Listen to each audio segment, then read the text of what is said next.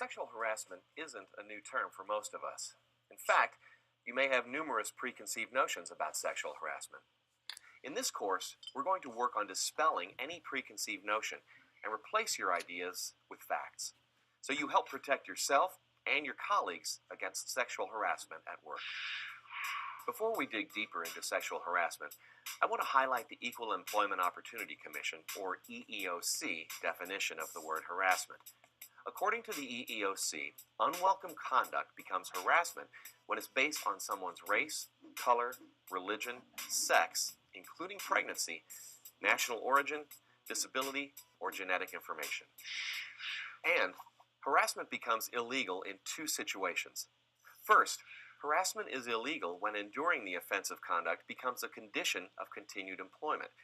And second, harassment is illegal when the conduct is severe enough to create a work environment that a reasonable person would consider intimidating, hostile, or abusive. Finally, to continue sharing some general harassment information, there are 3 laws that define illegal harassment. Title VII of the Civil Rights Act of 1964, the Age Discrimination in Employment Act of 1967, ADEA, and the Americans with Disabilities Act of 1990, ADA. Now, you may be surprised to learn that sexual harassment is the most common type of harassment in the U.S. workplace. Last year, nearly 13,000 sexual harassment charges were filed with the EEOC. Sexual harassment is a form of sex discrimination that violates Title VII of the Civil Rights Act of 1964. When it comes to identifying sexual harassment, it's important to understand that the behaviors are varied and could include unwelcome sexual advances, requests for sexual favors, and other verbal or physical conduct of a sexual nature.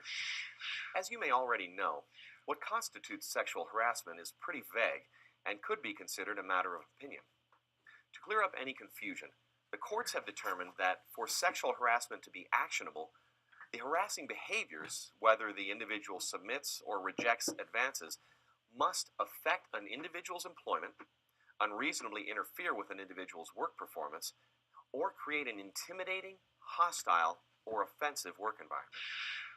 Now, I bet when you think about sexual harassment, you probably think about a male supervisor and a female associate.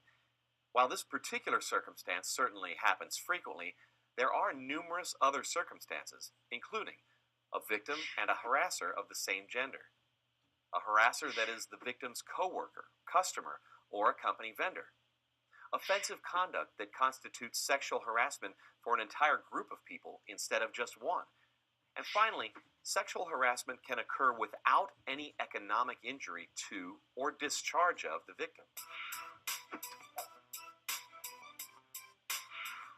Okay, so we've talked about the various circumstances that could constitute sexual harassment. Did you know that based on the EEOC, there are 2 kinds of sexual harassment: quid pro quo and hostile work environment? Let's start with quid pro quo. Loosely translated from Latin, it essentially means this for that, and implies an exchange of one thing for another. The EEOC defines quid pro quo harassment like this.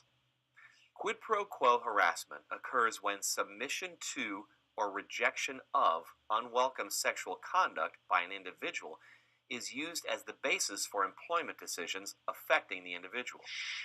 For example, a manager could explicitly say or imply, "You'll get that promotion you've been working for if you sleep with me." Or a coworker could threaten to sabotage an employee's important project if they don't send or respond to a sexually explicit text message. And quid pro quo harassment is not just limited to interactions between employees. A customer taking bids from multiple businesses could tell an employee, "If you want the contract, say yes to a date with me." These examples are all forms of quid pro quo sexual harassment, and they're all illegal. The other kind of harassment, hostile work environment, is not always as easily identifiable. Hostile work environment harassment refers to the psychological aspects of harassment, and it occurs when an individual engages in physical, verbal, or visual conduct that creates a hostile environment. Here's how the EEOC defines hostile work environment. In a hostile environment, Unwelcome sexual conduct unreasonably interferes with an individual's work performance or creates an intimidating, hostile, or offensive working environment. Let's talk through a couple of examples. If a customer or client consistently makes lewd, unwelcome comments about an employee's appearance. If a vendor repeatedly sends emails or text messages with sexually charged text or images. Or if a manager repeatedly touches an employee's body in a way that makes that employee uncomfortable. Or if a coworker obviously, obnoxiously, and repeatedly checks out another employee. These are all common examples of hostile work environment sexual harassment. In short, if the unreasonable action of another individual interferes with an employee's performance or creates a working environment that is hostile, intimidating, or continually offensive, it can be classified as illegal harassment based on a hostile environment by the EEOC. Now that we've covered the two types of sexual harassment, I want to cover the different behaviors that could constitute sexual harassment. I tend to group these behaviors into three categories: physical, verbal, and environmental.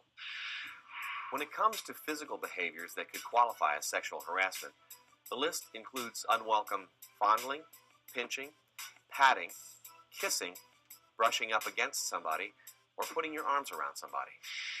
In general, there is no valid reason for touching another employee at work. Even hugging can be considered sexual harassment if the behavior is unwelcome to the recipient. Best practice is always to simply keep your hands to yourself. Some verbal behaviors that could constitute sexual harassment include whistling, jokes with sexual reference, sexually charged banter, asking somebody about sexual activities, commenting positively or negatively on someone's anatomy, and terms of endearment that could be considered offensive, such as honey, sweetheart, baby, etc. Again, the best practice is to keep your language clean and professional. Keep in mind that just because a work environment was vulgar or rough prior to someone joining the organization does not mean the new employee forfeits their rights to work in an environment free of sexual harassment. Inappropriate comments and language have the potential to cause disruption and harm within a team and across a company.